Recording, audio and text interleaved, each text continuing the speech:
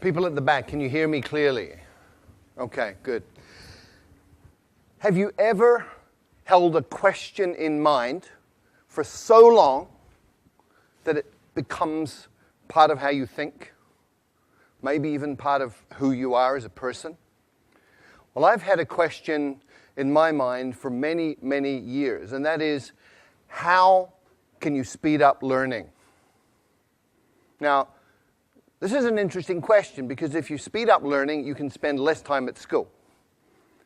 And if you learn really fast, you probably wouldn't have to go to school at all. Now, when I was young, school was sort of okay, but I found quite often that school got in the way of learning. So I had this question in mind, how do you learn faster?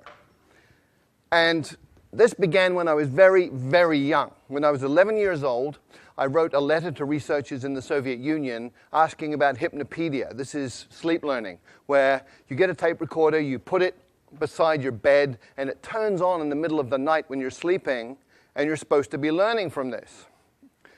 Good idea. Unfortunately, it doesn't work. But hypnopedia did open the doors to research in other areas, and we've had incredible discoveries about learning that began with that first question. I went on from there to become passionate about psychology, and I have been involved in psychology in many different ways for the rest of my life up until this point.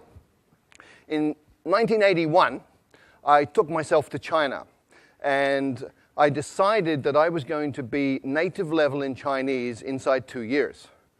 Now, you need to understand that in 1981, everybody thought Chinese was really, really difficult and that a Westerner could study for 10 years or more and never really get very good at it. And I also went in with a different idea, which was taking all of the conclusions from psychological research up to that point and applying them to the learning process. What was really cool was that in 6 months I was fluent in Mandarin Chinese, and it took a little bit longer to get up to native. But I looked around and I saw all of these people from different countries struggling terribly with Chinese. I saw Chinese people struggling terribly to learn English and other languages. And so my question got refined down to, how can you help a normal adult learn a new language quickly, easily, and effectively? Now, this is a really, really important question in today's world.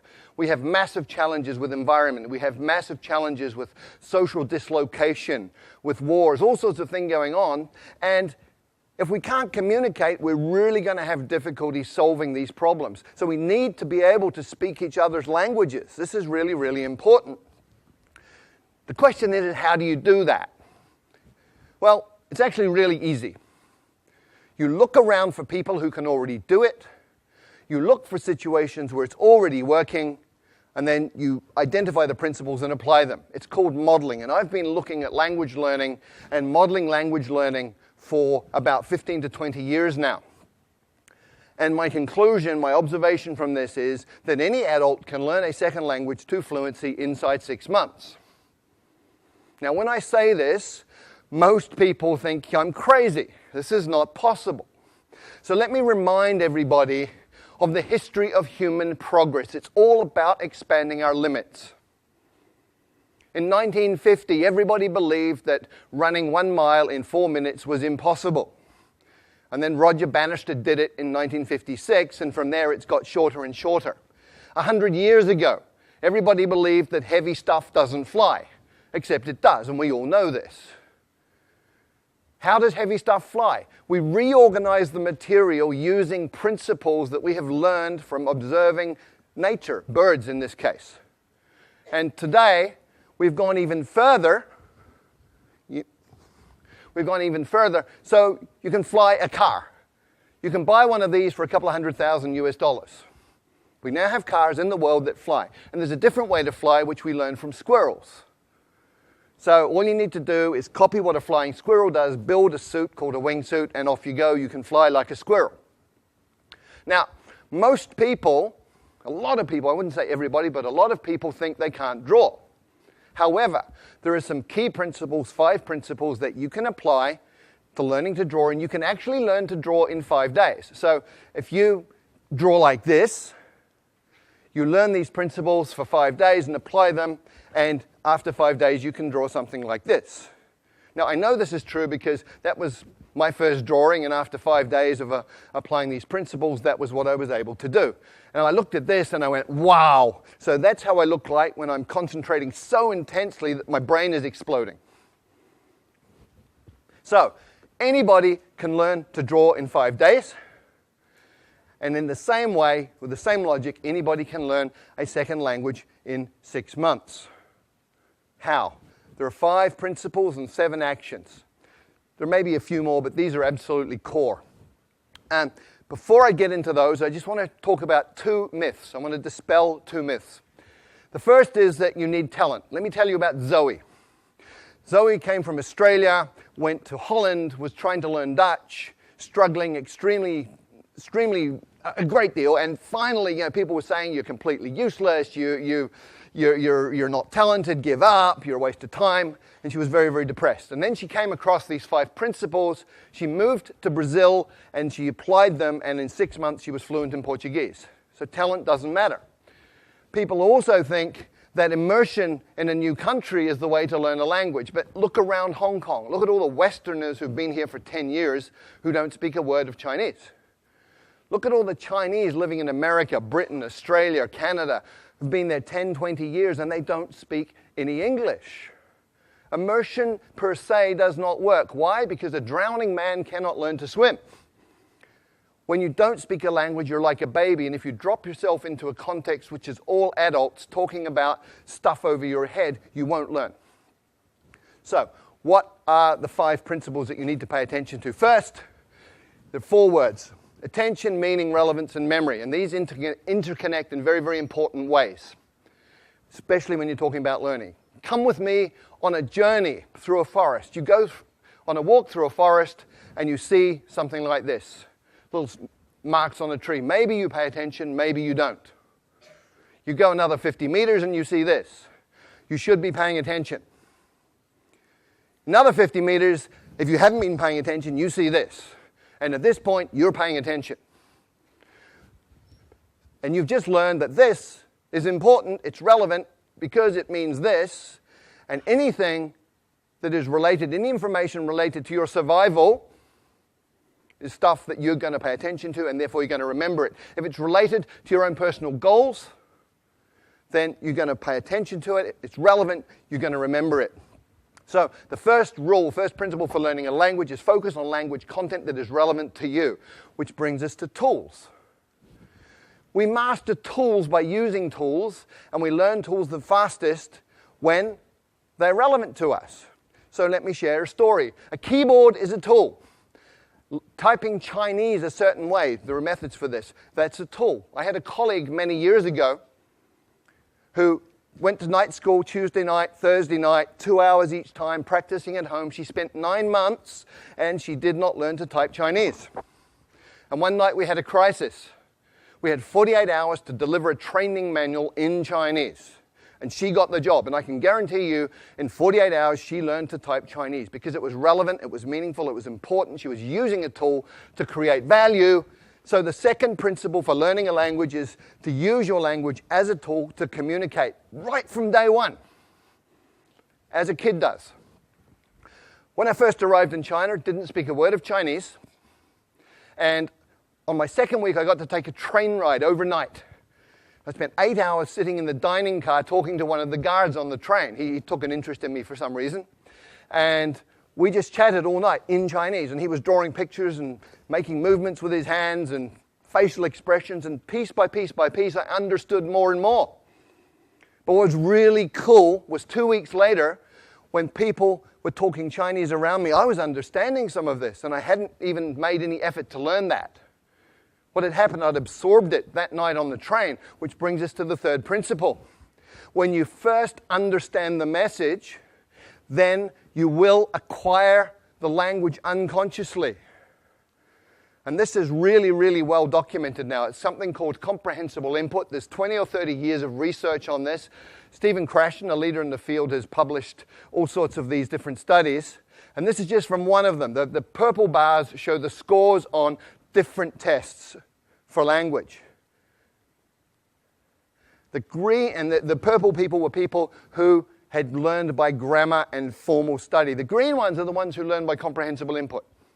So comprehension works. Comprehension is key.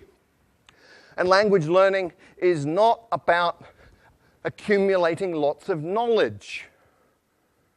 In many, many ways, it's about physiological training. A woman I know from Taiwan did great in English at school. She got A grades all the way through, went through college, A grades, went to the US and found she couldn't understand what people were saying. And people started asking her, "Are you deaf?" And she was English deaf. Because we have filters in our brain that filter in the sounds that we are familiar with, and they filter out the sounds of languages that we're not.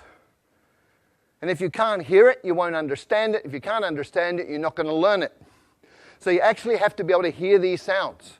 And there are ways to do that, but it's physiological training. Speaking takes muscle. You've got 43 muscles in your face. You have to coordinate those in a way that you make sounds that other people will understand. If you've ever done a new sport for a couple of days and you know how your body feels, hurts, if your face is hurting, you're doing it right. And the final principle is state, psychophysiological state. If you're sad, angry, worried, upset, you're not going to learn, period. If you're happy, relaxed, in an alpha brain state, curious, you're going to learn really quickly. And very specifically, you need to be tolerant of ambiguity. If you're one of those people who needs to understand 100% every word you're hearing, you will go nuts because you'll be incredibly upset all the time because you're not perfect. If you're comfortable with getting some, not getting some, just paying attention to what you do understand, you're going to be fine, you'll be relaxed, and you'll be learning quickly. So based on those 5 principles, what are the 7 actions that you take? Number 1, listen a lot. I call it brain soaking. You put yourself in a context where you're hearing tons and tons and tons of the language, and it doesn't matter if you understand it or not.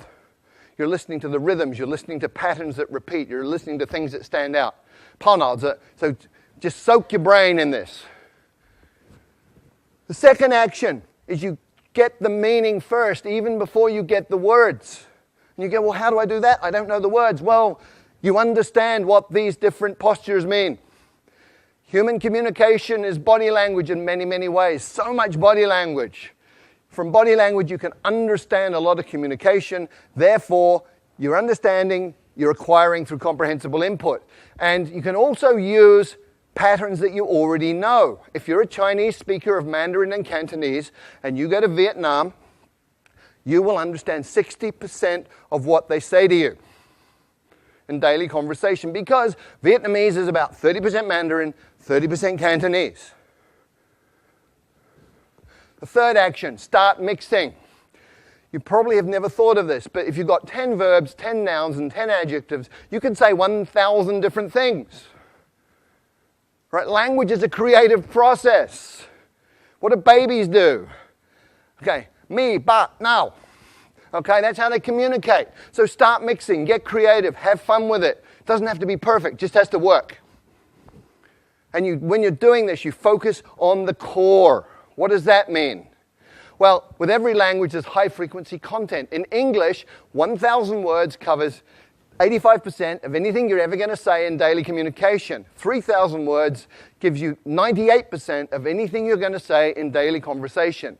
You've got 3,000 words, you're speaking the language. The rest is icing on the cake. And when you're just beginning with a new language, start with your toolbox. Week number 1. In your new language, you say things like, how do you say that? I don't understand. Repeat that, please. What does that mean? All in your target language. You're using it as a tool, making it useful to you. It's relevant to learn other things about the language. By week 2, you should be saying things like me, this, you, that, give, hot, simple pronouns, simple nouns, simple verbs, simple adjectives, communicating like a baby. And by the 3rd or 4th week, you're getting into what I call glue words. Although, but, therefore, these are logical transformers that tie bits of a language together, allowing you to make more complex meaning. At that point, you're talking. And when you're doing that, you should get yourself a language parent.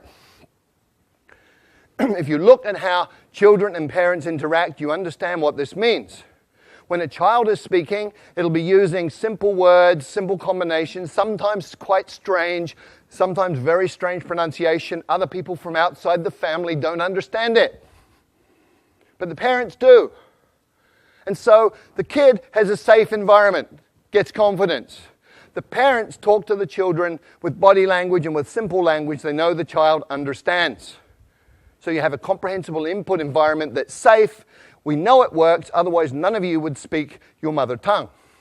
So you get yourself a language parent who's somebody interested in you as a person who will communicate with you essentially as an equal, but pay attention to help you understand the message. There are 4 rules of a language parent. Spouses, by the way, are not very good at this, okay? But the 4 rules are, first of all, they will work hard to understand what you mean, even when you're way off beat. Secondly, they will never correct your mistakes. Thirdly, they will feed back their understanding of what you're saying so that you can respond appropriately and get that feedback. And then they will use words that you know. The 6th thing you have to do is copy the face. You've got to get the muscles working right so you can sound in a way that people will understand you. There's a couple of things you do. One is you need to hear how it feels and feel how it sounds, which means you have a feedback loop operating in your face. But ideally, if you can look at a native speaker and just observe how they use their face, let your unconscious mind absorb the rules, then you're going to be able to pick it up. And if you can't get a native speaker to look at, you can use stuff like this. Sing, song, king, sung, hung. And the final idea here, the final action you need to take is something that I call direct connect. What does this mean? Well, most people learning a second language sort of take the mother tongue words and the target words and go over them again and again in their mind to try and remember them. Really inefficient. What you need to do is realize that everything you know is an image inside your mind, it's feelings. If you talk about fire, you can smell the smoke, you can hear the crackling, you can see the flames. So what you do is you go into that imagery and all of that memory and you come out with another pathway. So I call it same box, different path. You come out that pathway and you build it over time. You become more and more skilled and just connecting the new sounds to those images that you already have and to that internal representation. And over time, you even become naturally good at that process that becomes unconscious. So there are 5 principles that you need to work with, 7 actions. If you do any of them, you're going to improve. And remember, these are things under your control as the learner. Do them all. You're going to be fluent in a second language in 6 months. Thank you.